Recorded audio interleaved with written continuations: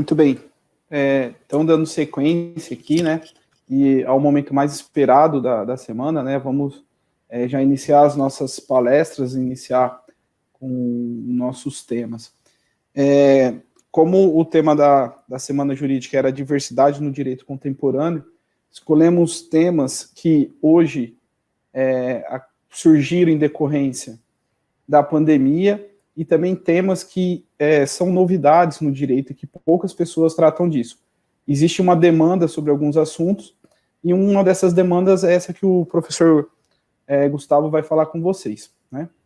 O professor Gustavo Rizardi, ele é analista profissional de investimento no CNPI com o número 2328, ele é engenheiro eletrônico pela USP, bacharel em Direito pela Unirio, ele é auditor fiscal da Receita Estadual do Rio de Janeiro e fundador da Rizardi Consultoria. Tá?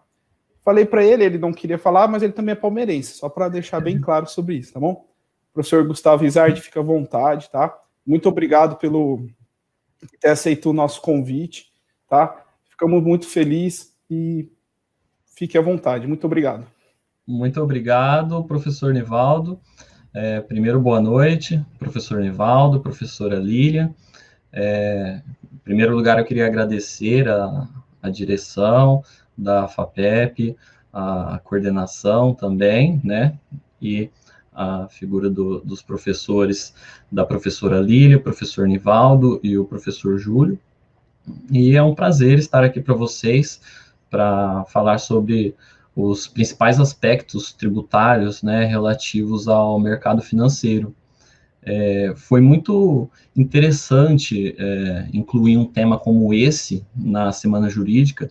Eu, particularmente, nessa vivência jurídica que eu já tive, né, porque eu também sou bacharel em Direito, eu nunca cheguei a ver numa Semana Jurídica temas tratando sobre mercado financeiro, e é um tema que começou a surgir ao longo dos últimos anos.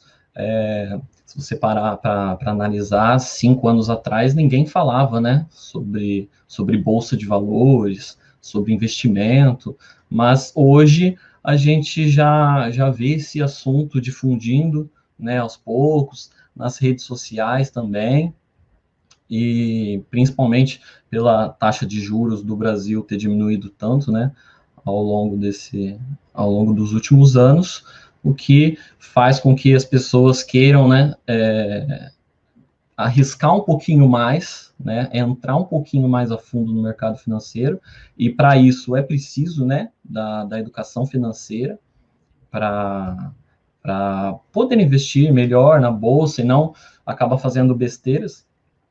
E é muito gratificante poder passar esses aspectos aqui para vocês. Bom, como o professor Nivaldo já me apresentou, acabo repetindo nesse slide aqui, eu sou analista profissional de investimentos, CNPI, que é a certificação necessária para poder fazer recomendações de investimento, né, e assessoria no mercado financeiro. Eu tenho formação em engenharia eletrônica e em bacharel em direito. A primeira faculdade eu fiz na USP, lá em São Carlos, e depois eu fiz aqui na Federal Unirio, no Rio de Janeiro, porque eu sou auditor fiscal da Receita Estadual do Rio de Janeiro. Eu moro no Rio de Janeiro e é muito legal, né, que agora com essa tecnologia, vocês poderem fazer uma semana jurídica online, é possível eu estar aqui no Rio de Janeiro para trazer um pouquinho sobre o mercado financeiro e o direito tributário para vocês, e também sou fundador da Rizardi Consultoria. O meu site está aqui na tela para vocês, tem o meu Instagram também, se vocês quiserem me seguir, eu compartilho notícias, posts sobre conhecimento, educação financeira. Quem quiser pode seguir para acompanhar aí no dia a dia. Tá bom? Aqui eu explano para vocês quais são os conteúdos que nós vamos tratar, né, no dia de hoje. Primeiro eu vou fazer uma introdução sobre o mercado financeiro, numa primeira parte, e na segunda parte a gente entra nos principais aspectos tributários que envolvem o mercado financeiro, falando mais especificamente do imposto de renda e do ITD. No final eu dou só uma palhinha sobre o EF, porque ele não tem um papel tão relevante no nosso dia a dia, tá bom? Esse primeiro slide aqui eu coloquei para assustar vocês. Brincadeira, pessoal. Mas este slide eu trouxe um gráfico que tem 3 linhas para mostrar para vocês, assim, a grosso modo, a divisão que a gente tem no mercado financeiro, que é a renda fixa e a renda variável, tá? Resumindo, né, a grosso modo, de uma forma bem simplista, nós temos o mercado de renda fixa, aqui que pode ser representado por essas linhas, por essa linha vermelha e por essa linha preta, tá? Essa linha preta representa o CDI, que é o benchmark do setor, que os fundos de investimento e os títulos de renda fixa, quando a gente vai olhar questão de rentabilidade, a gente olha em relação ao CDI, tá? E esta linha vermelha representa um fundo de investimento em renda fixa, tá bom? O investidor pode investir em renda fixa tanto via fundo de investimento, quanto por títulos bancários, seja ele a poupança, que é o mais conhecido, né, pela maior parte da população, quanto títulos como CDB, LCI, LCA, né, e também existem os títulos privados, que são empréstimos feitos para empresas, que você pode investir via fundo de investimento, tá bom? O cerne da questão, que é importante que todos entendam sobre renda fixa, é que todo título de renda fixa ou investimento em renda fixa, você está emprestando dinheiro para alguém.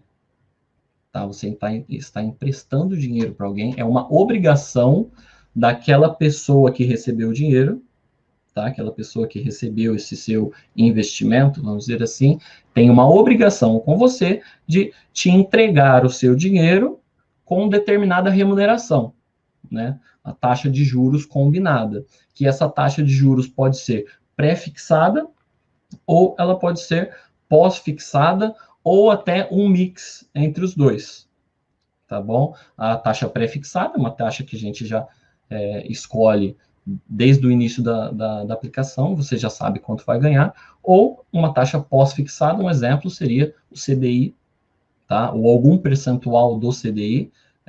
Este rende, vocês devem, quem já chegou a ter algum título de renda fixa, já viu, este rende 110% do CDI, este rende 105% do CDI, né?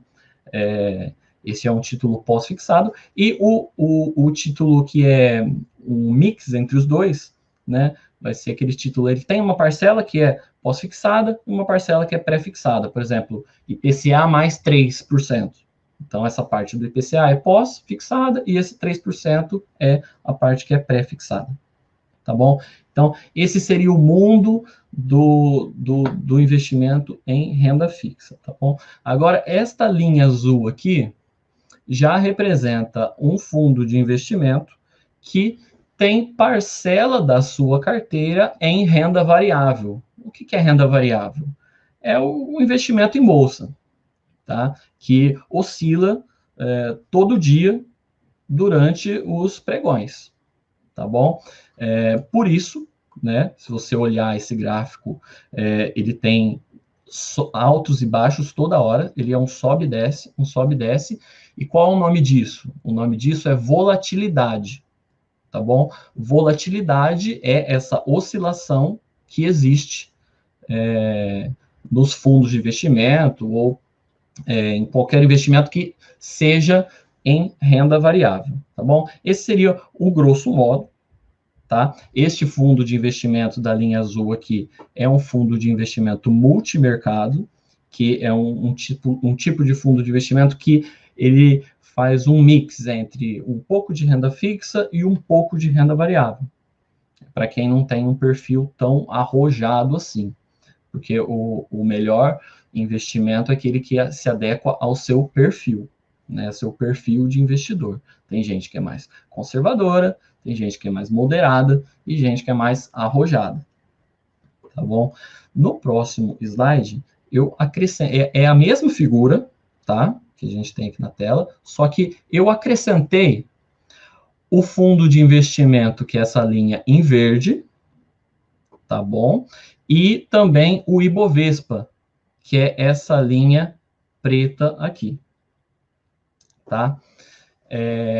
Este fundo de investimento aqui da linha verde, ele é um fundo de investimento que investe a maior parte da carteira, quase a totalidade, em renda variável, em ações, tudo bem? Por isso que a gente percebe que ele tem uma maior volatilidade. O que é volatilidade? É essa oscilação aqui que ocorre no dia a dia. Tá? Enquanto que essa linha preta é o Ibovespa, que vocês já devem ter ouvido falar, passar lá na televisão, no jornal. O índice Ibovespa hoje fechou em alta de 2%. Hoje o índice Ibovespa, na época da pandemia, né? Assim, nós ainda vivemos na pandemia, mas no mês de março, que teve aquele caos no mercado, que gerou medo em todo mundo, hoje o Ibovespa caiu 10%, hoje o Ibovespa caiu 15%, né? É esta linha preta aqui, o que é o índice Ibovespa? Nada mais é do que uma cesta teórica de ações, tá? Das ações mais negociadas na Bolsa de Valores brasileira, e este índice representa como aquelas ações se comportaram ao longo do tempo, tá bom? Então, se você for lá na sua corretora e adquirir todas as ações que tem no índice Bovespa naqueles percentuais, a sua carteira vai se comportar conforme essa linha preta aqui, tá bom? Vejam a diferença entre a linha azul, tá? Que é um fundo multimercado, que ele aloca uma parcela em renda variável e outra parcela em renda fixa, e comparando com um título de renda fixa puro, que seria essa linha vermelha aqui. Essa linha vermelha aqui, ela está representando 106% do CDI, tá? Que foi um fundo que eu acrescentei aqui. Qual que é o intuito de eu trazer esta figura para vocês? Para mostrar que existem, assim, basicamente dois mercados, né? Que é o de renda fixa e o de renda variável, e a gente pode fazer também mix, né? Entre esses dois, tá? E essa figura da volatilidade, tá bom? E fundos que têm uma maior volatilidade, eles são melhores para investidores que tenham um perfil mais arrojado, né? E também para um longo prazo. E a questão do perfil de investidor também está intimamente ligada ao seu conhecimento do mercado financeiro. Quem investe na educação financeira e começa a entender um pouco mais sobre assuntos relacionados a esse tema, começa a talvez mudar de perfil, tá bom? Isso é o que normalmente acontece. Nessa figura aqui, eu trouxe um fundo de investimento que era gerido pelo Peter Lynch. Peter Lynch, ele é um dos maiores investidores da história, tá, no mercado financeiro, comparável a Warren Buffett, Joe Glimmet, uma pessoa que todo analista que entra no mercado respeita e tenta aprender com eles. Tá bom? Ele geria esse fundo lá nos Estados Unidos do ano de 1977 até 1990. Neste período, ele conseguiu entregar de rentabilidade para os seus cotistas, né, em 13 anos, 270%.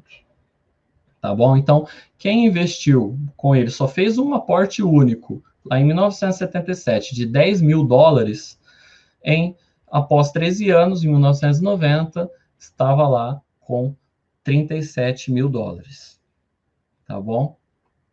Só que sabe o que aconteceu com a média dos investidores que investiram neste fundo do Peter Lynch? A média dos investidores perdeu 57% do patrimônio. Nossa, Gustavo, mas como isso aconteceu? Esse fundo parece maravilhoso olhando esse gráfico. Agora você olha essas bolinhas verdes e essas bolinhas vermelhas aqui. Os leigos normalmente compram nestas bolinhas verdes e normalmente vendem nestas bolinhas vermelhas. Quem fez o aporte único lá em 1977 e nunca mais olhou, esqueceu que tinha aquilo, depois de 13 anos, estava com um investimento que rendeu 270%. Só que, por incrível que pareça, não é uma minoria que age dessa forma, comprando nos pontos verdes e vendendo, resgatando dos fundos, né, nos pontos vermelhos. Poderia ser coisa de 5%, 10% dos investidores, né, mas não. É mais da metade dos investidores tem esse comportamento que está estritamente ligado ao psicológico e também à falta de conhecimento, de não estar preparado para um investimento de longo prazo. Por isso que nós, analistas de investimento, quando nós falamos para o cliente, este investimento é de longo prazo, né? Ele tem volatilidade, é disso que nós estamos falando. Para não comprar no ponto verde e vender no ponto vermelho. E isso aconteceu agora no mês de março.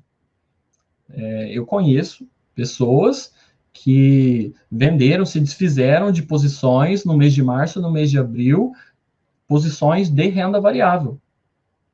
E o comportamento deveria ter sido o oposto. É bem semelhante ao que aconteceu aqui nessa crise de 87, 88. Esse gráfico aqui se parece bastante com o que aconteceu agora do mês de março, do mês de fevereiro, né, que foi antes da queda, e agora até o mês de novembro. O Ibovespa no mês de março, até no pico do desespero do mercado, ele caiu 46%. E daquele dia até hoje, até a data de hoje, ele subiu 65%.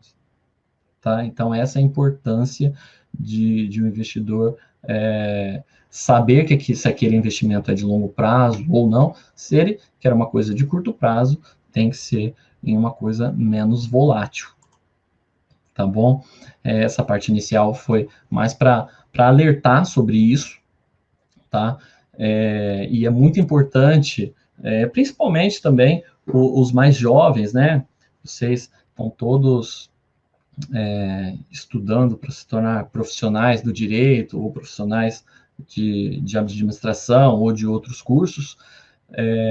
Vocês tenham em mente que é preciso que você poupe ao longo do tempo para te gerar uma renda passiva lá na frente, lá no futuro. Porque você não pode ficar dependendo da previdência, da previdência paga pelo governo. Você precisa ter formas de gerar renda sem precisar trabalhar, para você poder se aposentar mais cedo, né, levar uma vida melhor, ou até complementar a aposentadoria que você vai ter lá na frente. Né, que normalmente é um valor muito menor do que o valor que você ganha no dia a dia com o seu trabalho. Tá bom? Então, agora entrando na parte de ações, tá? Eu vou trazer alguns conceitos aqui para a gente poder tratar isso na hora que a gente for tratar lá dos tributos incidentes sobre isso. Tá? O que são ações? Aqui já vem um pouquinho do direito comercial, né, do direito empresarial. A ação é a menor fração da propriedade de uma empresa que você pode adquirir. Tá? E como acionista, você participa dos lucros das companhias. Essa é a definição de Décio Bazin, um investidor da década de 50, 70. Ele era um jornalista bem reconhecido. Ele tem um livro muito bom que chama Faça Fortuna com Ações, eu recomendo a leitura. E ele diz, e eu concordo muito com isso, que o único motivo racional para uma pessoa comprar ações é com o objetivo de gerar uma renda passiva, de receber dividendos e juros sobre capital próprio. Quando eu falo dividendos aqui, eu estou falando de dividendos e juros sobre capital próprio. O que seria isso, né? Que é o recebimento de proventos, que tem aqui na parte de baixo do slide. As empresas têm o intuito de lucro, né? E quando a empresa lucra, ela pode distribuir uma parcela desse lucro para os acionistas. Existe a legislação societária que determina um mínimo que deve ser distribuído aos acionistas. Cada empresa tem em seu estatuto uma política de dividendos, tá? E a ideia aqui é você ser acionista de empresas para receber dividendos delas ao longo do tempo. Um exemplo seria você fazer uma comparação entre você prefere ser cliente de um banco, né? Todos aqui sabem que os bancos estão sempre ganhando dinheiro em cima do cliente, né? É a atividade do banco, né? É essa, né? Emprestar dinheiro, né? Esse tipo de coisa. Fazer investimentos para os clientes, né? Receber taxa de administração. Agora, você prefere ser cliente do banco ou ser dono daquele banco? Se você for dono do banco, se você comprar uma ação de qualquer banco, você já é dono de um pedacinho do banco. Entendeu? E ao longo do tempo você pode ir poupando para ir comprando mais e mais ações e aumentando a sua participação no banco. Né? Tem bancos aí que tem 10 milhões de ações, né? E aí, você titular dessas ações, você tem direito a receber os dividendos que essas empresas pagam. Nos preços de hoje, tem bancos aí que estão pagando na faixa de 10% de dividendos ao ano. Tá? Então, assim, em 10 anos já se pagou o seu investimento. Tá? Mas isso não é recomendação de compra, é só um exemplo para a parte didática e para vocês. Tá? Esse outro slide é para demonstrar também que as ações na Bolsa nada mais são do que empresas. Tem muita gente que esquece disso e mesmo sem conhecimento, tenta se aventurar de abrir conta numa corretora, comprar uma ação ou outra sem estar sabendo o que está fazendo.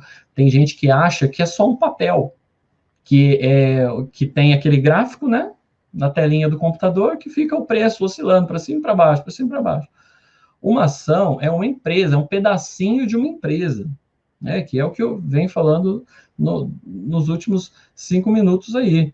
Então, se você fosse fazer um investimento em uma empresa, vamos supor que você fosse comprar o café da esquina da sua rua, aí, no seu bairro. O que você ia olhar para comprar essa empresa? Você iria olhar o faturamento, você iria olhar o lucro daquela empresa, não iria? Se você fosse tomar uma decisão racional. Você olharia a carteira de clientes daquela empresa, você olharia qual é a possibilidade de crescimento, né, daquela empresa, e tudo isso é preciso que seja feito para você investir na bolsa para comprar determinada ação. Tem muita gente que se esquece disso, se esquece que ações são empresas. Tá? Agora, eu vou trazer para vocês uma comparação entre duas formas de abordagem do mercado financeiro, tá? Que é a análise fundamentalista e a análise técnica. Tá? Esse pensamento de sócio da empresa está mais ligado à análise fundamentalista, que também é chamado de value investing, tá? Ou investimento em valor. Os precursores da análise fundamentalista são Benjamin Graham, tem um livro excelente, até que eu coloquei no final da apresentação, para quem quiser se aprofundar. Warren Buffett, que é o terceiro homem mais rico do mundo. O Peter Lynch, que a gente já falou dele, Joel Glimit também, que é muito famoso. E aqui no Brasil, Décio Vazin e Luiz Barsi Filho, Luiz Barsi Filho é o maior investidor pessoa física na Bolsa de Valores brasileira, tá? E este investimento em valor, o que significa?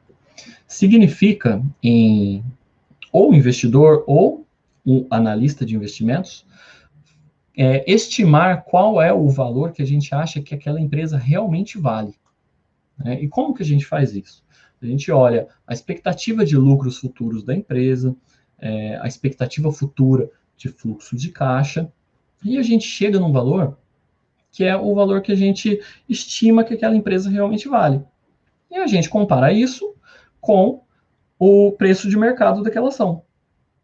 Se aquela ação está sendo negociada a um preço mais barato do que a gente acha que realmente vale, pode ser uma oportunidade de investimento. Existem diversos outros fatores, né, que entram, como o setor que está inserido, né, o momento econômico que nós estamos vivendo, além de diversos outros fatores que a gente olha a fundo na empresa, tá? E essa é a análise, é uma ideia da análise fundamentalista, tá? E aqui fazendo uma comparação com a análise técnica, que também conhecida como análise gráfica. A análise técnica e gráfica, ela está mais preocupada, tem um foco em tentar se aproveitar de movimentos nos preços das cotações das empresas, tá? Então, ela tem um foco aí de curto prazo, tá? As pessoas que operam dessa forma são conhecidas como traders, tá? Que é uma espécie de especulação, tá? Não eu não estou falando aqui especulação de um tom pejorativo, tá, pessoal? Especulação, o que é? Você comprar alguma coisa por um preço e querer vender mais caro, ou você comprar uma coisa mais cara, vender uma coisa mais cara e querer comprar uma mais barata depois, entendeu? Isso é especular, tá? Eles são muito fundamentais para dar liquidez ao mercado. Tá? E a análise fundamentalista já é mais voltada para os fundamentos da empresa, que é a gente olhar a fundo o balanço da empresa, olhar as demonstrações de resultado, o que a gente está esperando para o longo prazo da empresa e com o foco de sócio, tá? Que a gente chama de buy and hold, né? A gente compra e segura a ação por um prazo longo. Tá? Aí a diferença entre os dois assim, a grosso modo, essa. Tá? A análise técnica, na minha opinião, deve ser utilizada por quem é profissional do mercado, entendeu? Aqui todos vocês que são estudantes de direito, e também tem pessoal de administração também, ou de outros cursos, que tem outra atividade que não é profissional do mercado, ao meu ver, é mais vantajoso que vocês se utilizem da análise fundamentalista, com foco no buy and hold, para segurar aquelas ações de boas empresas na sua carteira. Isso é muito menos arriscado do que tentar se aproveitar de movimentos. Talvez, tem gente até que acaba entrando em empresa ruim, aí acaba perdendo dinheiro. Assim, a análise técnica é melhor para quem é profissional da área, quem fica ali vai usar aquilo como profissão, né? Fica o pregão inteiro ali na telinha do computador, acompanhando, mais voltado para esse tipo de pessoa. Tá? A análise fundamentalista já dá para a gente expandir aí para a população em geral. Tá bom? Essa seria uma diferenciação, e aqui eu trouxe alguns pontos que são os pontos necessários para que sejam, esses requisitos devem ser atingidos para que a pessoa invista em ações. Se eles não forem atingidos, a chance de você perder dinheiro é muito grande, tá? Primeiro o foco no longo prazo, tá bom? Longo prazo não é 1 ano ou 2, não, tá, gente? É acima de 5 anos, tá? Tem que ter controle emocional, Porque a falta de controle emocional leva a gente àquele gráfico que eu mostrei, os pontos verdes e os vermelhos. O emocional leva você a comprar no ponto verde e vender no ponto vermelho. O ser humano tem isso entranhado no cérebro. E é preciso um sangue frio para a gente fazer as compras nos melhores momentos. Dizia o Warren Buffett, tem uma frase nesse sentido, que é de compre ao som dos canhões e venda aos sons dos violinos. Tá? Já deu para entender que é o momento de você comprar, é aquele momento que está todo mundo em pânico. Por exemplo, nesse ano foi uma ótima oportunidade, né, no meio de março, abril. Já quem fez aportes naquele momento acabou tendo uma rentabilidade muito boa até agora. Disciplina é muito importante, está bem ligado, né, a esse controle emocional, e também, principalmente, fazer novos aportes ao longo do tempo, é muito importante, né, economizar ao longo do tempo, para gerar essa renda lá na frente, e suportar a volatilidade, que é aquela oscilação. Se você não suporta que o seu patrimônio oscile para cima e para baixo, o mercado de ações não é para você, tá? E você vai suportar a volatilidade conforme você tiver um melhor conhecimento do mercado. Por isso que, antes de investir, é muito importante, faça um curso, aprenda um pouco melhor sobre aquilo, né? Contrate alguma casa de análise, algum analista, alguém que te ajude, ou você aprenda, né, realmente a fazer uma análise fundamentalista. Tá? E entender a diferença entre preço e valor. Né? Preço é o que você paga e valor é aquilo que você leva. Né? Tem empresas na bolsa que estão sendo negociadas por metade do valor patrimonial da empresa. Tá? Tem uma empresa, não vou falar qual é, mas ela foi até muito comentada aí no Twitter esses tempos, mas se a empresa parar hoje e ela vender todos os ativos que ela tem, todos os prédios que ela tem e equipamentos do ativo, esse valor que ela entregaria aos acionistas, né, seria o dobro do valor que ela está sendo negociada no mercado hoje. Tá? Tem empresas que estão sendo negociadas pelo valor que ela tem em caixa. Oportunidades existem. E empresas que também estão negociadas a um preço muito alto também existe. Tá? Agora, fazer uma comparação para vocês entre o investimento em ações e fundos de investimento, tá? A diferença de você se expor à renda variável utilizando um ou outro, e nesse slide eu trouxe os pontos positivos dos fundos de investimento. O primeiro deles é a gestão especializada, que você não vai precisar se envolver com aquilo.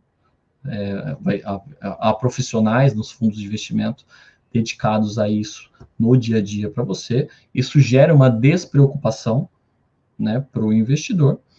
E, além disso, é possível montar uma carteira com fundos descorrelacionados que proporcione uma rentabilidade maior com um menor risco. Tá? Risco está ali ligado à volatilidade, uma das vertentes do risco. Tá? A gente consegue, né, colocando fundos descorrelacionados, reduzir risco e aumentar retorno. Tá? Isso está ligado com teoria do portfólio, é um tema que daria para a gente ficar uma noite inteira discutindo sobre isso, mas assim, a diversificação, ela traz benefícios para o investidor e a gente consegue fazer isso via fundos de investimento também. Tá? E a escolha de fundos é muito importante que seja utilizada o tripé de gestão, uma gestão muito boa, que utilize uma estratégia condizente com o seu objetivo e rentabilidade. Tá? Uma pessoa não deve entrar num fundo de investimento só olhando rentabilidade. Provavelmente você vai entrar naqueles pontinhos verdes, tá? Que eu mostrei no começo da apresentação. Agora, pontos negativos que nós temos.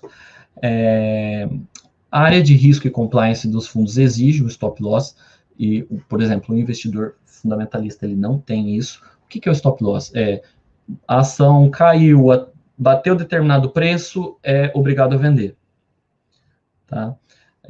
Isso pode ocasionar vendas em momentos não oportunos, tá bom? É claro que os fundos têm uma equipe de gestão para tomar as melhores decisões, né, nesses termos, mas no investimento puro em ações, você mantém sua participação na empresa sem problema algum e até compra mais, né, no momento de queda, que é o mais indicado. Tá? O efeito da taxa de administração no longo prazo, porque os fundos de investimento eles têm taxa de administração, e no longo prazo isso acaba agindo contra você, né? Tem um efeito aí dos juros compostos que acaba tirando um pouquinho da sua rentabilidade. Se não for uma taxa muito elevada, né, pode valer a pena para o investidor. Tem o Come Cotas nos fundos multimercados. O que é o Come Cotas? O Come Cotas é uma antecipação de imposto de renda que ocorre nos meses de maio e novembro. Tá? Nesses meses, há uma antecipação de imposto de renda e quando você fizer o resgate, vai ser cobrada a diferença, tá? Pela corretora. A gente vai falar um pouquinho mais a fundo sobre o imposto de renda mais à frente, tá? E não há o pagamento de dividendos. Fundos de investimento não pagam dividendos. Ações pagam dividendos. O que acontece? Mas, Gustavo, as empresas que o fundo investe não pagam dividendos? Sim, elas pagam. Só que o fundo que recebe esses dividendos e o fundo reinveste esses valores.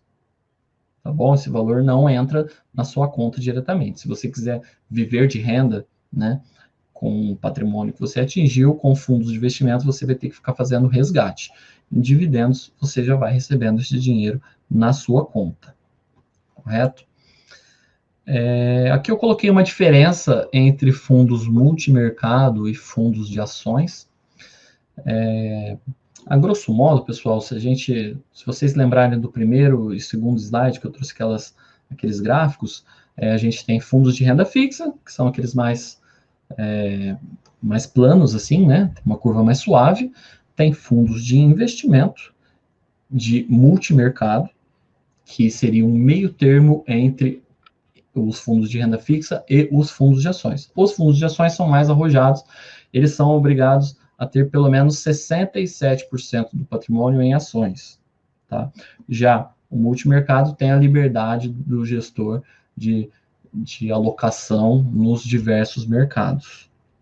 A diferença de imposto de renda entre esses dois tipos de fundo é que o multimercado varia de 22,5% a 15% sobre os rendimentos, e de acordo com o tempo, tá? No próximo slide eu trago a tabelinha do tempo e da tributação para vocês. Já os fundos de ações é 15%, independentemente do prazo que você fique no fundo. Tá? E nos dois não há o pagamento de dividendos. Aqui eu trago a tabela com as alíquotas de imposto de renda de acordo com o prazo de investimento. Ao longo do tempo, conforme vai passando o tempo, perceba que a alíquota vai reduzindo. Né? É um estímulo para que o investidor invista no longo prazo. Já no fundo de ações, qualquer prazo é 15% a alíquota. Agora vamos entrar mais especificamente na parte tributária. Vou falar primeiro sobre o imposto de renda. Para quem já fez a disciplina de direito tributário, já está acostumado com esses termos de fato gerador, né? Que gera incidência tributária. Para quem ainda não fez, fato gerador é aquilo que gera incidência do tributo, né? É um fato que acontece na vida real e o simples fato daquele fato acontecer gera sua obrigação de pagar um imposto, tá? E qual é o fato gerador do imposto de renda? Aquisição da disponibilidade econômica ou jurídica de renda ou de proventos de qualquer natureza. Ou seja, receber renda, obter renda, tá bom? Se você ganhou dinheiro, em outras palavras, tem que pagar imposto de renda. Existem algumas regras de isenção, né, algumas exceções, mas este é o fato gerador do imposto. Agora, no mercado financeiro, o que a gente tem de diferença para quem investe em fundos de investimento e quem investe em ações, diretamente comprando a ação da empresa? Nos fundos de investimento, o imposto de renda é retido na fonte. Então, quando você vai fazer algum resgate na corretora ou no seu banco, eles já próprios fazem já o cálculo do imposto, fazem a retenção e o investidor não precisa fazer nada. Tá? O dinheiro já cai na sua conta líquido de imposto. Esse investimento já foi tributado, ele é retido na fonte. Já em ações, o próprio investidor é responsável pela apuração e pelo pagamento do imposto de renda. Tá bom? Então, ele tem que aprender a fazer isso, ou ele vai ter que contratar alguém que o faça para eles. Tá? Esta é uma demanda que vem surgindo para os escritórios de advocacia. Nas consultorias financeiras, né, que eu tenho a minha consultoria de investimento, a gente recebe alguns advogados perguntando como que é essa relação tributária com investimento para pessoa jurídica ou para pessoa física, né, principalmente para pessoa jurídica, e juntamente com contadores, né, para fazer a apuração do imposto de renda de quem faz o investimento em ações. Como nos últimos anos não havia, né, assim, essa demanda por esse mercado, agora acabou surgindo essa necessidade de se aprofundar um pouco mais, né, no mercado financeiro e conhecer. Para você entender a tributação no mercado financeiro, pelo menos um pouquinho de mercado financeiro, você tem que entender. Tá? O meu objetivo aqui é trazer este conhecimento básico para vocês. Tá? Estas duas instruções normativas da Receita Federal tratam sobre o tema. A instrução número 1585 de 2015 é a mais detalhada, a fundo, no mercado financeiro. Tá? E a instrução número 1500 de 2014 é um pouco mais genérica em relação a isso. Tá? Agora, entrando mais especificamente em ações.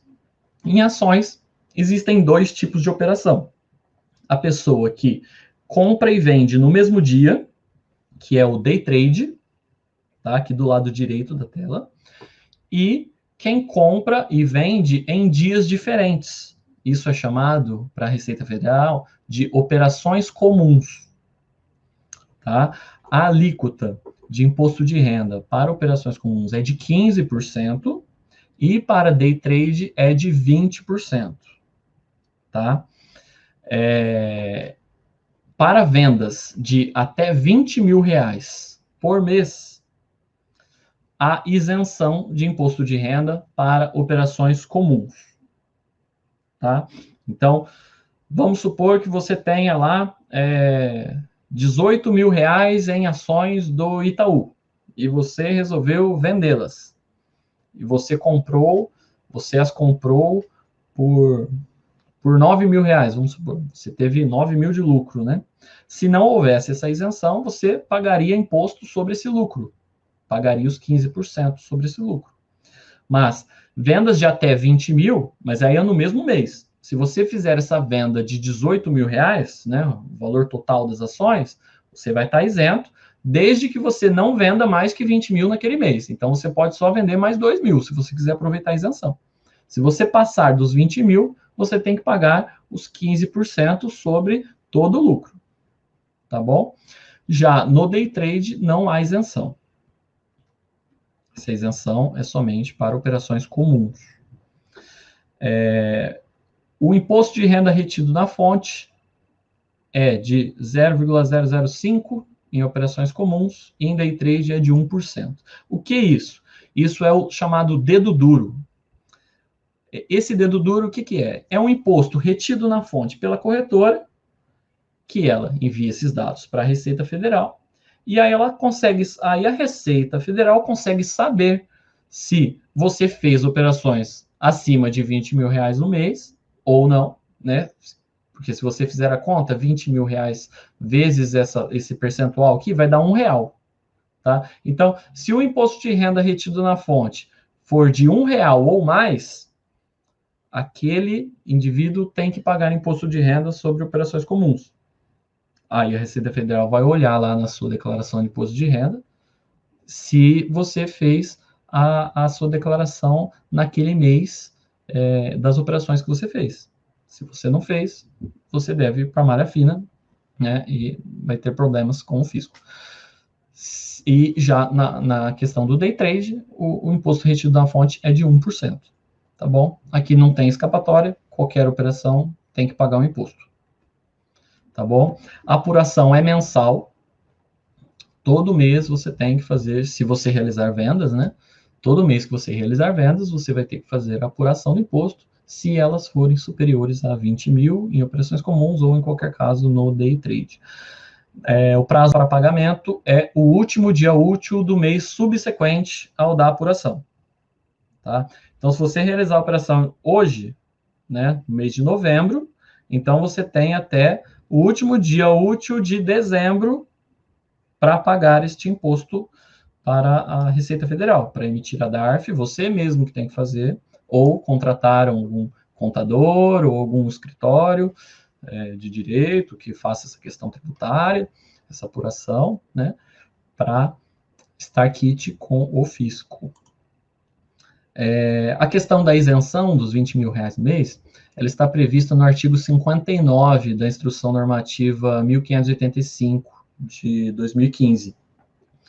É esse inciso 1 aqui, tá, que trata da isenção do que não exceder até 20 mil, e também tem uma isenção de até 20 mil nas operações com ouro, tal, que eu não estou tratando aqui nessa apresentação de ouro, que é um derivativo também. E tem esse inciso 3 aqui, que são com ações de pequenas e médias empresas, a que se refere o artigo 66 dessa instrução normativa. Tá, eu vou abrir no próximo slide esse artigo 66 para a gente olhar. Só que um ponto relevante, que é para eu falar nesse slide para vocês, nossa, Gustavo, a norma de isenção está prevista em instrução normativa da Receita Federal? Não, esta isenção está prevista na lei do imposto de renda. Aqui eu trouxe para vocês o detalhamento desta isenção. Vocês vão lembrar lá da aula de direito tributário o princípio da legalidade, né? Ou quem ainda vai fazer, existe o princípio da legalidade, que toda norma de isenção ou de redução de imposto tem que estar prevista em lei. E há previsão em lei, e aqui eu trouxe para vocês o detalhamento na instrução normativa da Receita Federal. Tá? Agora vamos ver como é essa isenção do inciso 3, que é uma outra isenção além daquela isenção dos 20 mil. Tá? Esta é uma isenção que está prevista na norma até 31 de dezembro de 2023 para ações que tenham sido emitidas por companhias que atendam todos esses requisitos. Tá? Ela tem que estar listada no novo mercado. O que é novo mercado? É um segmento na Bolsa de Valores. A Bolsa de Valores tem diversos segmentos em que as empresas se enquadram de acordo com determinados requisitos que elas atendam. Tá? Para a empresa estar listada no novo mercado, ela tem que cumprir vários requisitos, como, por exemplo, somente possuir ações ordinárias, ela tem que possuir tag-along. Eu não vou entrar detalhadamente neste novo mercado, explicar o que é a fundo, porque a gente já está até meio que passando aqui do tempo, mas são determinados requisitos que a empresa tem que atender. Ela tem que ter o valor de mercado inferior a 700 milhões na data que ela abriu o capital, tá bom? Não é na data atual, na data que ela abriu o capital. A receita bruta anual inferior a 500 milhões também, quando ela abriu o capital, e ter distribuído pelo menos 67% do total de ações dela, tá? Nessa oferta de ações para o mercado. Se a empresa atender isso, ela faz jus a essa isenção. Na Bolsa Brasileira, somente 7 empresas atendem a todos esses requisitos.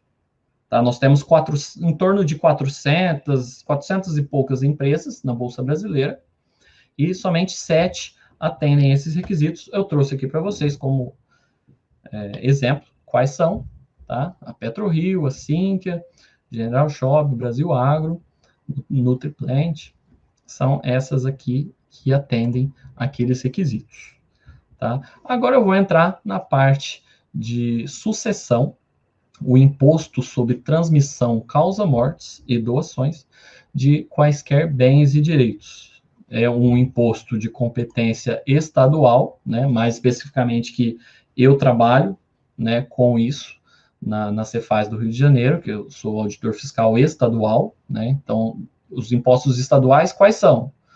ICMS, ITD e IPVA, correto? Ah, Gustavo, ITD, nunca ouvi falar, conheço ITCMD. Isso é uma diferença de sigla que nós temos, que aqui no Rio de Janeiro, nós somos acostumados a falar ITD. Aí no estado de São Paulo, o fisco chama de ITCMD. É a mesma coisa. É o Imposto sobre Transmissão, Causa, Morte e Doação. Só a sigla, que aqui no Rio de Janeiro a gente chama de ITD, aí em São Paulo vocês chamam de ITCMD. É a mesma coisa, tá? Não estranhem que no meio da palestra aqui, porque eu trato disso todo dia falando ITD, eu não consigo falar ITCMD no meu dia a dia, tá bom? Qual que é o fato gerador do ITD, né, que é o que gera o imposto, o que gera a obrigação de pagar o imposto? É a transmissão, causa mortes de quaisquer bens ou direitos, ou a doação de quaisquer bens ou direitos. Então, se você doar alguma coisa para alguém, tem que pagar ITD. Ou, se ocorrer um falecimento, na transmissão da herança, tem que se pagar o ITD, ou ITCMD, como vocês preferirem. Tá bom? A base de cálculo, qual é? A regra geral da base de cálculo, isso aqui está na legislação do Rio de Janeiro, tá? Mas a legislação aí de São Paulo é bem parecida nesse ponto. Praticamente a mesma coisa. Se houver alguma diferença, é um termo que saiu de um lugar aí, mas quer dizer, no final das contas, a mesma coisa. A base de cálculo do imposto é o valor de mercado do bem ou do direito transmitido. Tá? Aí eu trouxe algumas hipóteses para vocês relacionadas ao mercado financeiro, ao investidor que faleceu, e este patrimônio vai ter que ser transmitido para os herdeiros. Tá? Saldo em conta corrente ou aplicação financeira, inclusive na forma de cotas de fundo de investimento. Então, se você tem algum fundo de investimento na carteira, essa é a hipótese. Tá? É o valor do montante na data do fato gerador, ou seja, na data do óbito, tá? Ou na data do lançamento nos casos de doação. Quando há doações, a gente tem uma obrigação, que foi estipulada para os contribuintes, de realizar a declaração, né, do ITD, e aí, consequentemente, ocorre o lançamento do imposto. Então, nos casos de doação, é na data do lançamento, tá? E se aquele ativo estiver em moeda estrangeira, né? É o valor do montante convertido para moeda nacional na taxa de câmbio disponibilizada pelo Banco Central na data do fato gerador, ou seja, na data do falecimento, ou também na data imediatamente anterior à do lançamento, nos casos de doação. Agora, bens negociados na Bolsa de Valores. Qual é a base de cálculo? É a cotação média do pregão realizado na data do fato gerador, a data do óbito. Então, você tem que pegar qual a cotação média na data que o falecido morreu, que o investidor morreu, e para poder calcular o ITD. Ou na data do último pregão realizado antes da data do lançamento, quando for uma doação. já títulos da dívida pública, que nada mais é do que os títulos do Tesouro Direto. Você está emprestando para o governo. É o valor da cotação oficial, que tem lá no site do Tesouro Direto, na data do fato gerador, que também é a data do óbito, ou na data do lançamento, nos casos de doação. Perfeito? Aqui eu trouxe para vocês as alíquotas do ITD aqui no Rio de Janeiro. E a alíquota, ela é feita de acordo com o patrimônio do decujus. Para quem não está acostumado com o termo, decujus é o falecido, tá? Os bens do falecido formam o espólio, que era o patrimônio do decujus. Decujus é a pessoa que faleceu. Aí, até determinado valor, vai subindo a alíquota conforme vai subindo o patrimônio. Para quem tem patrimônio acima de 1.422.000, vai tributar a 8%. Tá? O patrimônio todo vai tributar a 8%. Agora, esses valores estão expressos na Lei 7.174, de 2015, em UFIR-RJ. O FIR é a unidade de referência que nós utilizamos aqui no Rio de Janeiro, e todo ano o secretário da Fazenda publica uma resolução fixando qual é o valor da UFIR para o ano. Normalmente, ele atualiza pela inflação. Ele pega a UFIR do ano anterior, atualiza a inflação e publica uma resolução com o valor da UFIR. Com os valores da UFIR de 2020, os valores atuais, nós temos essa tabelinha que está aqui na tela. Eu não coloquei os valores em UFIR, porque senão vocês não iam conseguir saber quanto que significava aquilo, né? Eu já fiz a conta para vocês para colocar aqui na tela. Agora, quais são as alíquotas de São Paulo? 4%, independente do valor. Qualquer patrimônio é 4%. Tá bom? Aí em São Paulo, atualmente, esta é a regra, está previsto na lei número 10.705, do ano 2000, tá? Mas tem um projeto de lei, que é o projeto de lei número 250 de 2020, que eu não sei se é inspirado no Rio de Janeiro ou não. A justificativa é problemas financeiros do Estado por conta da pandemia, e a proposta, né, é que seja uma alíquota escalonada de acordo com essa tabela que eu coloquei para vocês.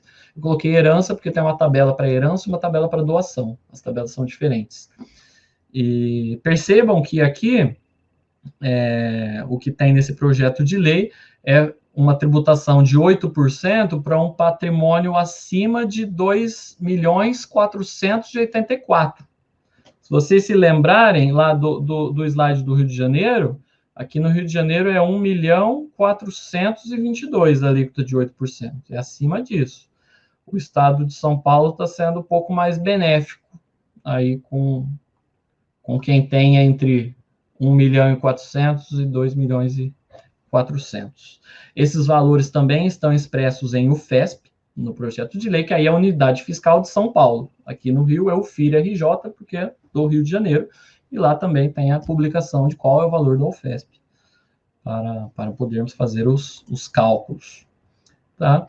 E eu trouxe mais uma curiosidade para vocês aqui em relação ao IOF, em fundos de investimento e títulos de renda fixa. Tem muita gente que não conhece isso, é muito importante vocês conhecerem, para a vida profissional e pessoal de vocês.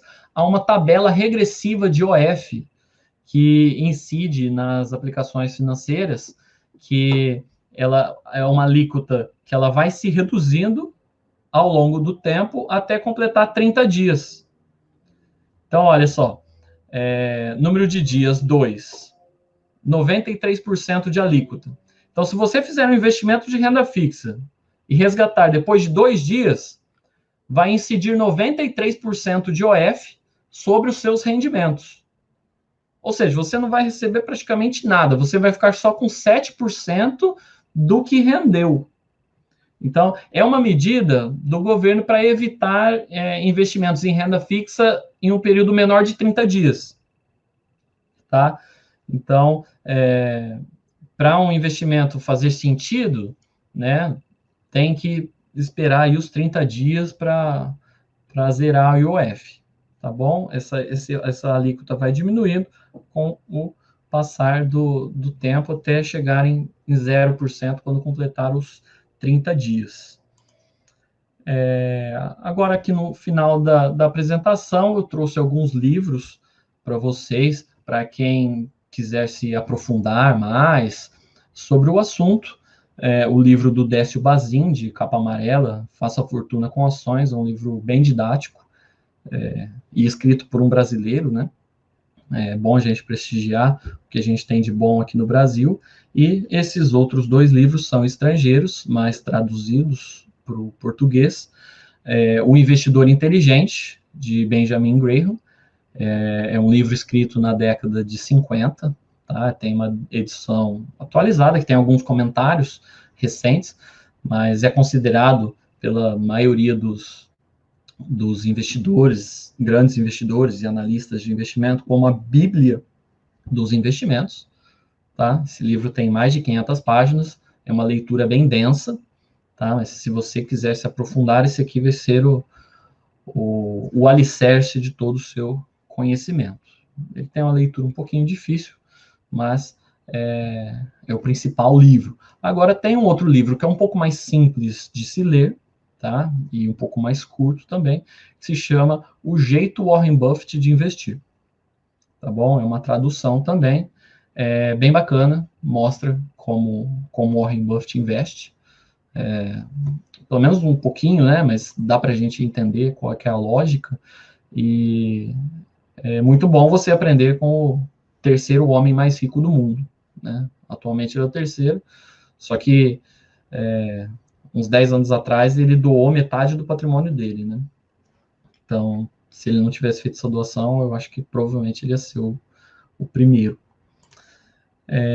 Aí nossa apresentação se encerra aqui. Eu espero que tenha conseguido trazer um pouco de conhecimento para vocês, né? Ajudar vocês a conhecimentos financeiros e na área do direito tributário. Eu deixo o meu site aqui para vocês, para quem quiser conhecer. E esses slides eu coloquei no meu site, tá? Tá disponível lá para vocês. Basta acessar o site, clicar na aba Conteúdo, e aí tá um primeiro post lá que eu coloquei esses slides. Quem quiser baixar, pode baixar para dar uma olhada. E tem o meu Instagram aqui, quem quiser seguir vai acompanhar notícias aí do mercado e postagens relativas à educação financeira. Quem quiser fazer perguntas, né, eu acho que a professora Líria ia selecionar algumas perguntas. O professor Júlio está aí também. Seja bem-vindo, professor Júlio. Bom, pessoal. Eu que agradeço a sua presença aí. Alguém aí tem as perguntas?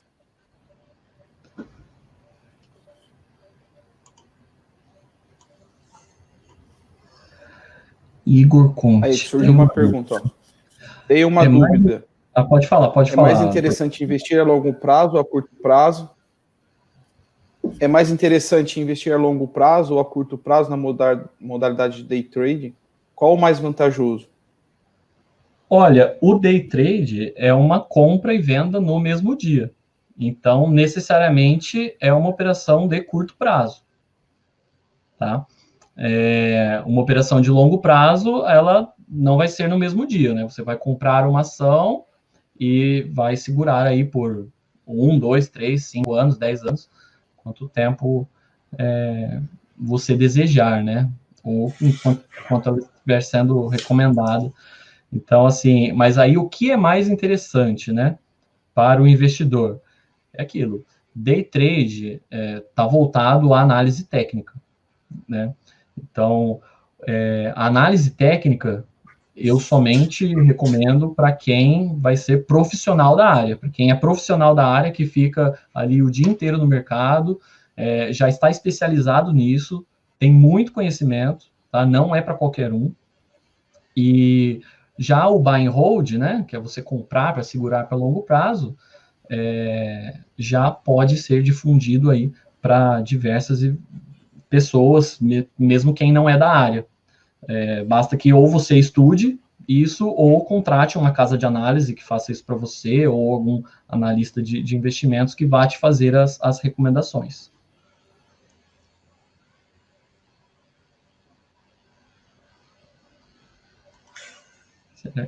Vamos ver se tem mais um. Como é visto as criptomoedas? A pergunta é, como é vista as criptomoedas? O professor Gustavo, deixa eu aproveitar, já que falou da criptomoedas, fazer uma pergunta. E aí você responde junto com isso. Então, veja, o imposto, ele é recolhido, ou ele vai gerar a partir do momento que você tem uma renda, certo? Esse imposto que você trouxe aí da pessoa física. Então, se, por exemplo, eu ganho...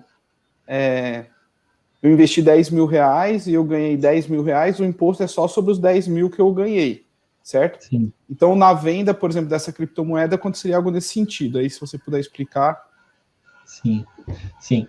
Bom, em relação às criptomoedas, eu até esperava, né, que fosse haver perguntas. É o assunto que vem aí nos últimos tempos sendo falado. É o seguinte, assim, eu vou falar principalmente do Bitcoin, que eu cheguei a estudar a fundo qual que é a lógica que existe todo um sistema por trás, né, que você consegue trocar dinheiro com outras pessoas sem um intermediário, né, a lógica de quando ele foi criado é essa. O que acontece? Na lógica do Bitcoin, seria uma coisa que não passaria por entidades financeiras, tá? Não teria intermediários, por exemplo, porque hoje, para eu fazer um pagamento, vamos supor que eu vá contratar o professor Nivaldo para fazer determinado serviço para mim, e para eu pagar, por exemplo, ou eu faço uma transferência bancária, que eu vou usar o banco para transferir os recursos, ou eu passo meu cartão de crédito. O que acontece? Ou a Cielo, ou a Rede, ou qualquer outra empresa que vai fazer essa transferência de recursos, que aí vai cair numa conta dele, né? Nas criptomoedas, eu conseguiria transferir o dinheiro para ele sem a interferência desse terceiro, e o principal, não seria uma moeda de titularidade de nenhum governo. Esse que, a meu ver, é o ponto-chave. Ela tem uma quantidade de criação que iria se criando conforme a mineração, né? E já daria para saber a quantidade fixa que haveria de bitcoins no mundo. É algo semelhante, foi desenhado para ser bem semelhante à extração de ouro. Você sabe quanto de ouro tem naquela mina e vai fazendo a extração, e esse número vai diminuindo ao longo do tempo até se esgotar, chegar numa quantidade máxima. Tá? E aí, o que acontece? Os governos são titulares da emissão de moeda. Eles têm o poder de emitir moeda, né? Os bancos centrais. Será que os bancos centrais vão abrir mão desse poder que eles têm de emitir moeda, né? E esse poder de emitir moeda, algumas das vezes, é utilizado para pagamento de dívida. Entendeu? A gente está vendo as medidas que os Estados Unidos está tomando agora, nos últimos meses, de enfrentamento da pandemia, está injetando bilhões, trilhões, né, de dólares na economia. Então, assim, está sendo impresso, está imprimindo dólar, e o Brasil também está imprimindo real. E isso acaba refletindo na inflação. Mas, assim, se os governos deixarem de ter a titularidade da moeda, eles perdem praticamente todo o poder, eles perdem a possibilidade de gastar mais do que arrecada, que é o que o Brasil vem fazendo aí nos últimos anos, né? Tudo bem que financia com dívida também, mas, assim, a meu ver, os governos não vão querer deixar de ter a titularidade da moeda, o poder de emitir moeda. Por isso que eu não acredito que, assim, o Bitcoin, da forma que ele foi criado, ou outras criptomoedas que tenham o mesmo perfil, que elas vão para frente. Tá? Eu não acredito que vai para frente por causa disso. Agora, eu já ouvi falar de uma universidade norte-americana que está criando uma criptomoeda emitida pelo Banco Central americano. Então, aí já mudou a história. Se é o governo que vai emitir a criptomoeda, a gente voltou na história, vai ser semelhante ao dólar. Entendeu? A gente poderia passar a usar, né, esta tal criptomoeda, mas ela seria igual ao real, igual ao dólar, igual a uma moeda que é titular do governo. Então, assim, seria uma revolução somente para tirar um intermediário, mas quem gera aquele dinheiro para a economia, sendo o governo, não traria os benefícios que o Bitcoin foi inicialmente desenhado lá atrás. Entendeu? Então, assim, por isso que eu não acredito que vá para frente, a não ser esses que sejam emitidos pelo governo. Tá? Agora, em relação à tributação, a legislação do imposto de renda ela é genérica. Ela não trata especificamente do Bitcoin, mas a lei tem o seu fato gerador lá, que fala que incide, né? Incide imposto de renda sobre a oferição de renda. Então, o investidor ele é responsável, né, por gerar uma DARF de pagamento em relação a esse lucro que ele teve quando ele vender. Tá bom? Agora, isso é rastreável ou não? É possível que a Receita Federal identifique e te cobre uma multa? Não, isso já é outra história. Assim, o imposto incide. Agora, se a Receita Federal ela tem ferramentas ou a possibilidade de te cobrar isso, aí a gente precisaria chamar alguém aí da Receita Federal para ver se o que eles falaram. Que eu tenha conhecimento, eu acho que a Receita Federal hoje ela não consegue rastrear pelas normas vigentes, né?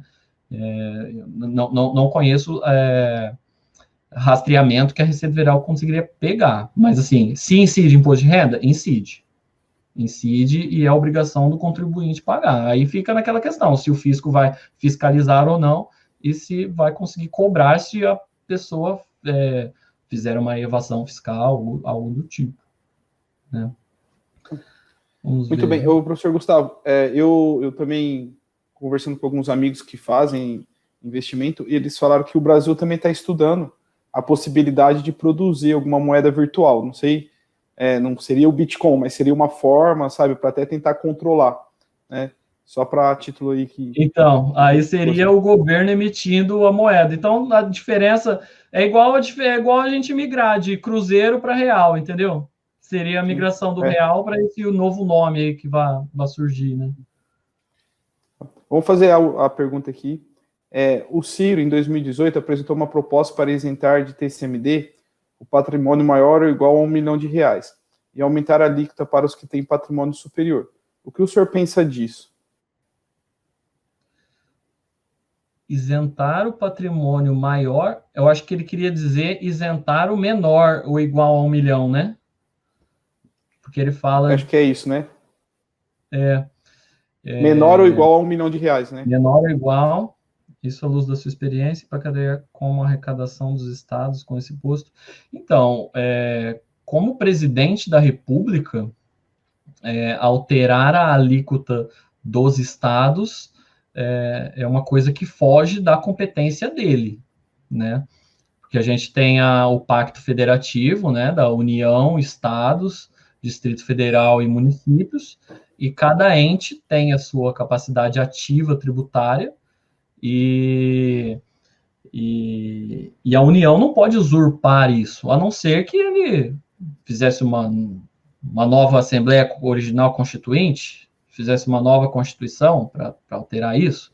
Assim, não consigo ver como a União conseguiria alterar a alíquota dos estados. Entendeu? Agora, quais seriam os impactos disso? Né? Eu acredito que uma alíquota alta em relação a quem tem mais de 1 milhão dificilmente atingiria o valor que o Estado arrecada de TD como um todo, né? Porque a quantidade, veja quantas pessoas tem acima de 1 milhão no Brasil e quantas pessoas têm menos que isso, né? Mas é uma conta que precisaria ser feita, né? Para saber qual seria a arrecadação e em qual alíquota, né? Não sei qual alíquota que seria para quem tem acima de 1 milhão. Mas se a gente olha aí para outros países, essa tributação sobre o patrimônio, é uma forma de gerar distribuição de renda, né? Até a alíquota que o Brasil tem sobre transmissão é uma das menores do mundo. Tem outros países aí que tem 40%, 50% de alíquota de transmissão causa mortes, e isso acaba que é um dinheiro que vai para o governo, né? E aí, consequentemente, a princípio, ele traria de bem-estar para a população, né, gerando melhoria na saúde, melhoria nas vias públicas, segurança, esse tipo de coisa, né? Mas, assim, precisaria também de uma gestão, né, eficiente das contas públicas. O professor Gustavo, antes de fazer a pergunta do Vinícius, só uma questão, eu acho que talvez, aproveitando a deixa, já que é de constitucional também, ele teria que talvez fazer algo semelhante como ele tentou fazer com o ICMS, né, de igualar, e teria que fazer um acordo com os governadores para tentar igualar o ITCMD e o ICMS de todos eles, né? Acho que essa seria mais uma jogada muito mais política de tentar um acordo do que uma questão legislativa. Né? Assim, a pergunta do Vinícius na canetada, né, é bem complicado, né? Teria que haver um acordo aí, né, entre os estados para... Seria ilegal, muito bem. Quais as melhores corretoras para investimentos, na sua opinião aí, que você poderia orientar o pessoal? Olha, assim, eu não sou ligado, né, a nenhuma corretora de investimento, mas você tem que olhar principalmente as taxas, tá? Tem corretoras aí que tem taxas altíssimas, por exemplo, aí de R$20 para ordem de compra e venda de ações. A XP é uma dessas, sabe? É R$18,90 a ordem. Agora, tem a Clear, por exemplo, que é uma outra corretora que é taxa zero. Só que, assim, o sistema deles sempre cai. Então, tem outra corretora, tem uma corretora do Banco Inter, que eu nunca usei, mas eu sei que é taxa zero. E eu acho que a Rico acabou abaixando para zero também a corretagem para ações. Mas para quem opera opções, mas aí é uma coisa mais avançada, né? Para opções é bem caro. Mas assim, para quem vai fazer uma compra ou outra, pensando no buy and hold, eu acho que poderia ir pela Clear. Ela é do Grupo XP, foi uma empresa que eu acredito que eles criaram para diminuir, para quebrar a concorrência, sabe? Que eles colocaram taxa zero, não é um sistema lá essas coisas, né? Mas já dá para a pessoa operar, né? Fazer uma compra aqui, outra ali. Então, assim, para quem tá começando, pode ir de Clear, mas o mais importante é entender o que está fazendo, sabe? Investir em educação financeira, para acabar não fazendo besteira no mercado.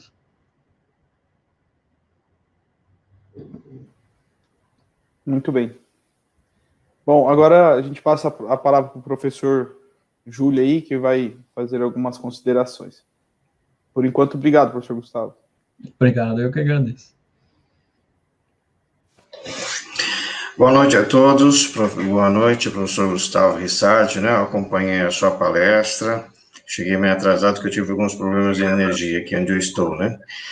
Mas nós apreciamos muito, né? Esse assunto, pelo menos para mim em particular, de mercado financeiro, é bastante intrigante, né? Porque a gente costuma a gente quer fazer o dinheiro crescer logo, né?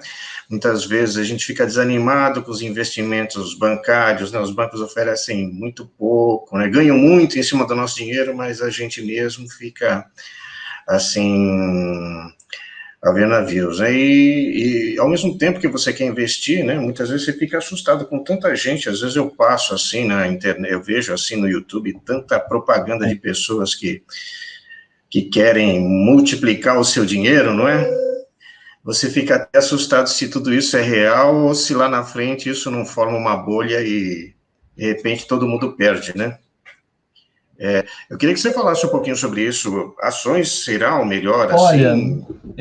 realmente, quando eu abro meu Instagram, os anúncios que aparecem assim, patrocinado, até quando eu estou assistindo alguma coisa no YouTube, né, que tem aquelas propagandas que aparecem, me dá medo, porque assim, tem YouTubers bons aí, tá, tem vários colegas de profissão aí que eu conheço e que são dedicados e que têm muita experiência, né, e entregam um bom resultado para o cliente. Mas tem muita gente que fala baboseira na internet. Mas muita mesmo. E normalmente são esses aí que tem mais de 1 milhão de seguidores. Tá? Eu já escutei muita baboseira. São pessoas, assim, a gente que é da área, sabe, que assim, para você tirar uma certificação CNPI, a prova não é fácil. Então, assim, tem que ter um entendimento, né, do mercado e tal. Eu vejo coisas aí que é uma deseducação, sabe? E aí é complicado. Eu acho, na minha visão, o investimento de ações, primeiro depende do perfil, né, da pessoa, né? Se ela tiver um perfil arrojado, que aceita a volatilidade, está investindo pro longo prazo, na minha visão, é o melhor investimento. Tá? No momento que você ser sócio de empresas não for bom, o capitalismo acabou. Eu vejo assim, dessa forma, sabe? A gente seria tomado aí pelo Estado. A gente está vivendo um momento aqui no Brasil que a gente está com um macro ruim. Tá? Eu acho que talvez a sua dúvida pode até estar um pouco relacionada à questão fiscal que a gente está vivendo no Brasil, que assim... É isso mesmo, né? No momento de... no momento de pandemia, tanta gente investir em ações, né? Parece que não tem uma às vezes luz, só até... né? Sim, então, aí tem essa parte do macro brasileiro que não está bom, mas também tem o outro lado que os resultados de muitas empresas estão vindo muito bons, tá? Tem muitas empresas entregando bons resultados, tá? E o que a gente pode ter aí é um equilíbrio, né? Talvez. Não tem como a gente prever para onde o mercado vai, né? O mercado pode ficar aí 5 anos só caindo, tá? Mas aí é aquela estratégia de fazer aportes regulares. Para quem está fazendo aportes em ações, né, está comprando, vai comprar ao longo do tempo, por exemplo, eu vou poupar tanto dinheiro do meu salário para investir em ações, né, para ter uma renda daqui 15 anos. O melhor dos mundos é que o mercado só caia, né? Porque você vai comprar cada vez mais barato. Porque, olha um exemplo, uma ação que esteja a R$10, tá? Você vai comprar R$10.000. Você vai comprar 1.000 ações daquela empresa. Agora, se a cotação dela cai de 10 para 8, você não vai comprar 1.000 ações. Você vai comprar 1.200, não sei a conta de cabeça, mas você vai comprar mais ações. E os dividendos você recebe de acordo com a quantidade de ações que você tem da empresa. Então, assim, você consegue, ao longo do tempo, aumentando sua participação, né? Lógico, com boas empresas, com resultados sólidos. E aí tem uma outra questão que é importante. Eu tinha colocado nos slides antes, de quando eu estava preparando a palestra, mas eu tirei, porque já estava achando que estava ficando muito extenso. Tem a diferença entre as empresas cíclicas e empresas resilientes, tá? As empresas cíclicas, elas dependem da economia para gerar resultado. Tá? Se a gente pega um gráfico de lucro de uma empresa desse tipo e compara com a variação do PIB do Brasil, se colocar um gráfico em cima do outro, você vê que eles têm um comportamento bem parecido. Quando um sobe, outro sobe, quando um desce, outro desce. Esse é o tipo de empresa cíclica. Já as resilientes são empresas que tanto faz como está a economia, como está o PIB, que ela está entregando o resultado. Tá? Se eu conseguisse mostrar minha tela aqui, eu até conseguiria mostrar uma diferença entre esses dois tipos de empresa. Deixa eu ver se eu consigo compartilhar minha tela. Mas, assim, no final das contas, qual que é a ideia? É você investir em boas empresas resilientes, que elas vão gerar o resultado, independentemente do PIB, da economia do país. Então, isso pode, provavelmente, é o que vai trazer resultado para o investidor. Vocês estão conseguindo ver a minha tela?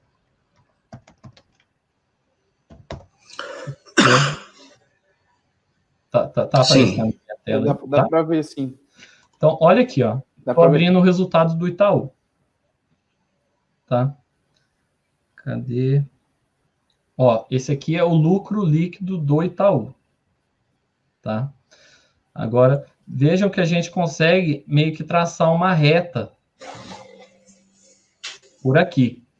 Agora, esse período aqui final, a gente teve o reflexo da pandemia, mas o que aconteceu? Um banco, quem é da área de contabilidade, que já ouviu falar nisso, né? Não sei o pessoal aí que está... Tem um negócio que chama provisão de credores, provisão de devedores duvidosos. Tá? É uma provisão que as empresas fazem na contabilidade para possíveis inadimplências. Tá bom? Isso é um reflexo contábil, mas não tem um reflexo de caixa, a princípio. O que os bancos fizeram? Eles aumentaram essa provisão de PDD aqui nesse período, mas isso não está refletindo na geração de caixa da empresa. Entendeu? O que eu estou querendo mostrar é que esse lucro aqui do Itaú nos últimos 2 trimestres não é verdadeiro. O lucro foi bem maior por causa da PDD. Entendeu? O lucro ajustado. E agora, olha aqui, uma outra empresa que já é cíclica, que é o setor de varejo. Olha aqui. Sobe, desce.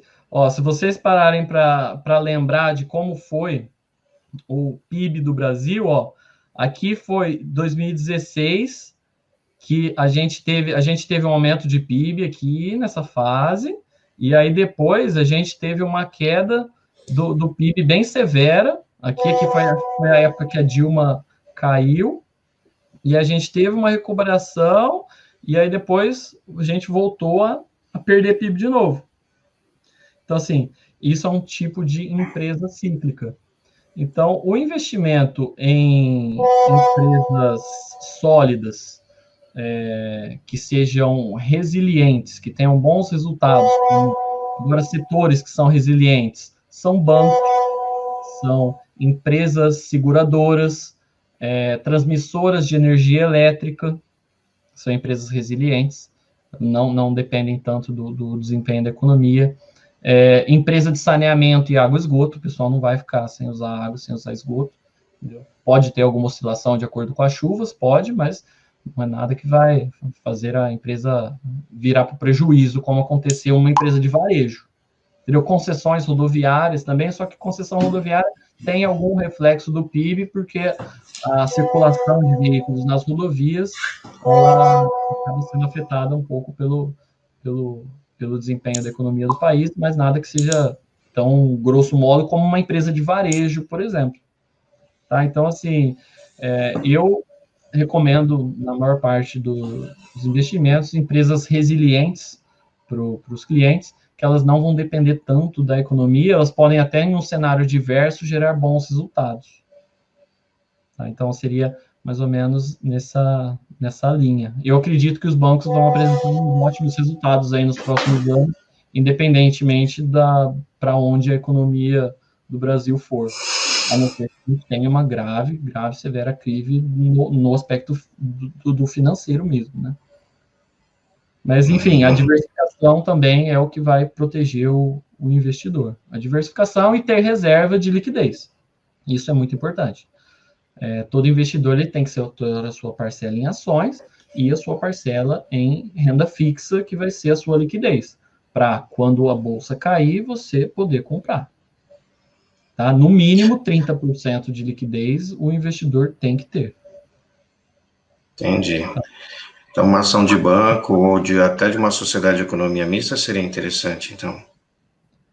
Sim, dependendo da empresa, né? Mas agora, por exemplo, Petrobras, que é uma sociedade de economia mista, mas é mais voltada para o petróleo. Empresa de commodity, ela já tem a sua flutuação maior, que aí depende do desempenho da commodity. Então, aí foi o que a gente sentiu que aconteceu do mês de março até agora, que o petróleo, a gente teve esses problemas aí de demanda global, tal, que acabou reduzindo a demanda de petróleo e pressionou o preço, né? Pressiona o preço do petróleo, reduz o lucro da Petrobras e das outras petroleiras. Tá bom? Então, aí é um setor mais cíclico. A Petro, Vale, né? Mas uma empresa de energia elétrica, né? De água e esgoto, né? Tem algumas que têm a participação do governo, outras não. De concessão de água e esgoto, a maioria é as 3 que nós temos na Bolsa são do governo, metade, né, da empresa. Mas de energia elétrica, há empresas que são 100% privadas também, né, e aí são setores resilientes que podem pegar um bom resultado no longo prazo para o investidor. Tá ok, então, eu vou já passar. Eu queria cumprimentar mais uma vez, né, o Dr. Gustavo, né, agradecer a resposta, as perguntas. Também gostaria de cumprimentar o Dr. Nivaldo Gualda, né, pela organização, a diretora Lília, né, que também é responsável pela organização também, a professora Lene, e a todos os presentes, né, os alunos presentes, que contribuíram aí com perguntas e até com a participação, né, de alguma forma nesse evento, e que continuem conosco até sexta-feira, que outras palestras virão também. Obrigado. Não, obrigado ao professor Júlio, ao professor Nivaldo, professora Lília. Eu agradeço de coração o convite. Obrigado a todo mundo que ficou assistindo até agora e que se interessou pelo assunto. Desejo muita educação financeira a todos nós. Um abraço. Bom, eu agradeço aqui o professor Gustavo, né? Agradecemos todo mundo aí que ajudou, o professor Júlio, a professora Arlene também, a professora Lília, que também nos ajudou.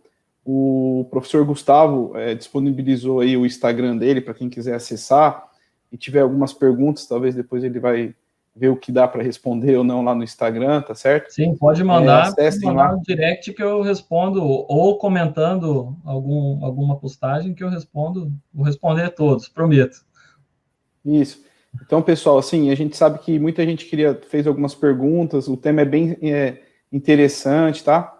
E apesar de a gente ter tentado dar um viés muito mais tributário, os alunos foram bastante pelo interesse do investimentos, né? Tá certo? Mas é isso que a gente está tentando trazer nessa semana jurídica, né? Inovação, assuntos novos, tá? O professor Gustavo fez isso com muita grandeza. Infelizmente, não dá para a gente ficar falando todo o tempo isso, tá? E aí, se alguém também quiser, acho que o Gustavo tem os cursos dele, se depois vocês acessam lá o Instagram, vejo tudo que ele tem para oferecer, tá bom? Ele fez tudo isso de bom prazer aqui para a gente fica muito feliz com isso, agradecemos, tá bom? Muito obrigado, professor Gustavo. Pessoal, muito obrigado. E amanhã a gente tem mais uma palestra aí, tá, pessoal? Aguardamos todos. Obrigado mesmo. Boa noite. Boa noite.